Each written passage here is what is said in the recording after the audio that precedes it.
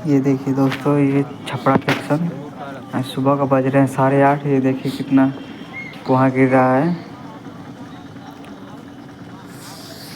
दूर तक कुछ दिखाई नहीं दे रहा है। हम लोग आए हुए हैं छपरा स्टेशन।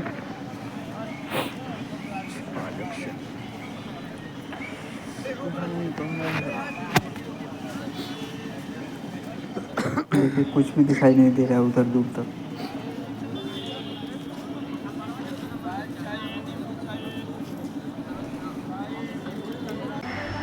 और ये ट्रेन है लोकनायक एक्सप्रेस, सीधा छपरा से बंद खुलती है, सीधा दिल्ली तक जाती है। सुबह में आइएगा, एकदम 8 बजे से खड़ी रहती है प्लेटफॉर्म नंबर 3 पे। बिल्कुल खाली मिलेगी आपको। ये देखिए पूरा ट्रेन खाली है, पूरा बोगी खाली है, 2-3 आदमी है बस।